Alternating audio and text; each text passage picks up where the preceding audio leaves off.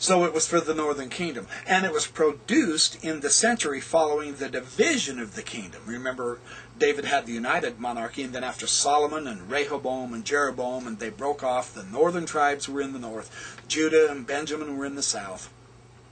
This happened about 922 BC. So this was the time of the dating of J.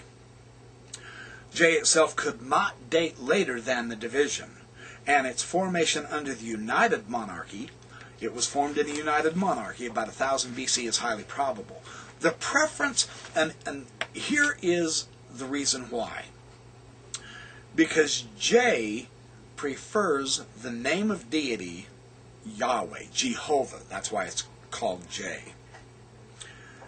These are demonstrated, while Elohim is the name for God in the e-source. These have been demonstrated through thousands of instances.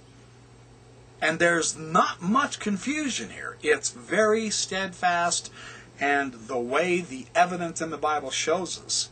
These aren't scholars making wild guesses to find various sources. No, this is consistent usage of the deity's names. These are not just literary quirks. They reflect different traditions. And these different traditions were transmitted through distinct regional scribal schools. Now, this is Albright's analysis of this.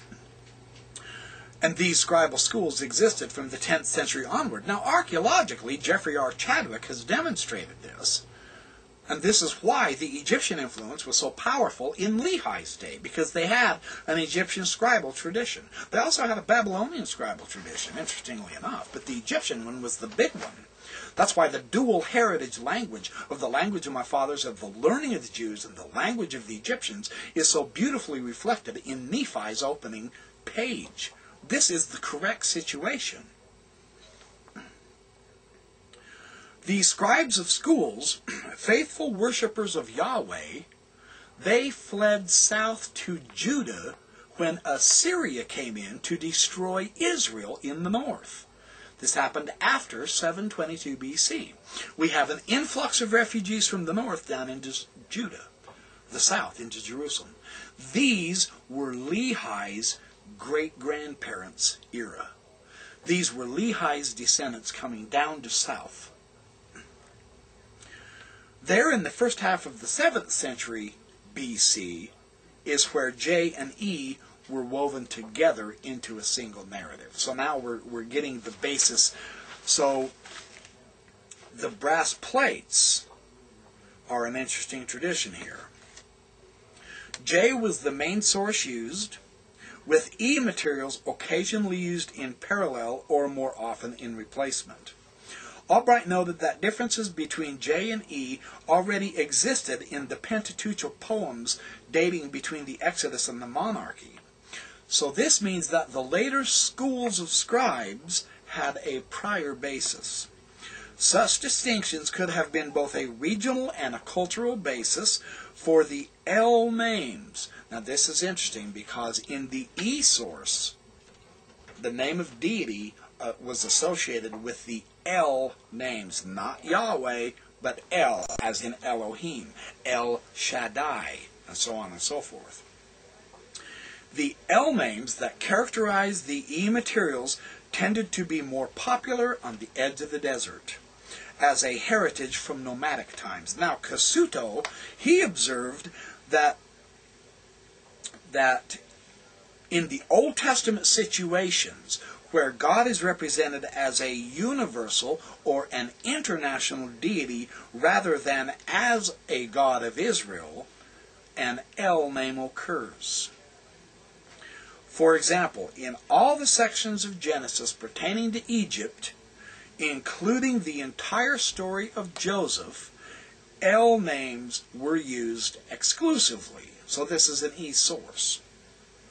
The universalizing influence, the desert influence, and the Joseph influence in northern Israel, these types of systems all reinforce the separation of deity names and motifs of the sacred tradition found in E as against the more nationalistic J source preferred by the Jews at Jerusalem. And this is precisely what we find in the Book of Mormon. This is what is just so remarkable to me. This is why I think this is very powerful. Details not mentioned above, showing further evidences of E effects on the Book of Mormon, either through the brass plates or through the family tradition of Lehi, are these. The Book of Mormon virtually ignores the Davidic covenant. Have you noticed that? I have. I did. Folks, this is the subject in the chronicle histories of King David, in the Bible. David and his eternal throne. His throne, King David, is the big subject. It is a J characteristic only. Of all four traditions, J-E-P-D, J emphasizes King David. E has nothing to do with him. The E source in the Book of Mormon virtually ignores David. Beautiful consistency here. It doesn't splash over with some J elements. No, it's all E element here. Now, this documentary hypothesis, J-E-P-D, was virtually unknown in Joseph Smith's day. This is astonishing that the Book of Mormon is so beautifully consistent with this wonderful biblical scholarship. David is mentioned 6 times only in the Book of Mormon.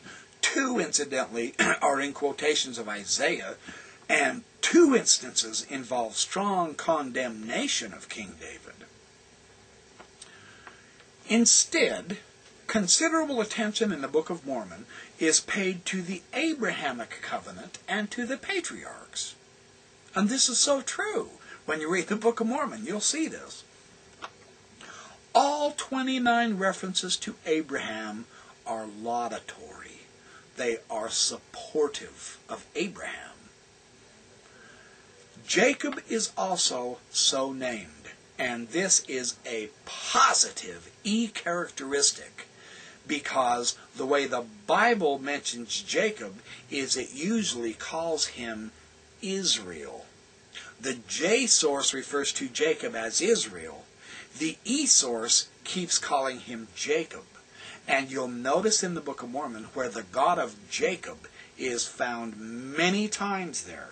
The Book of Mormon consistently displays an E source basis. The Jews, particularly the inhabitants of Jerusalem, are branded as evil in the strongest possible terms in the Book of Mormon. This is truly reflecting the bias between northern Israel tribes and southern Judah kingdom. They were at odds with each other. They are demonstrated to be at odds with each other in the Book of Mormon also. Emphasis is placed on Joseph being sold into Egypt and of his saving Jacob's house. And the emphasis is on the Lord's special covenant with Joseph that is nowhere found in the Old Testament. But it is in the Book of Mormon. The coat of Joseph is a topic specific to the E source on which the Book of Mormon adds data not found in the J source. Isn't that interesting? The emphasis on Joseph in the Book of Mormon is a northern E source.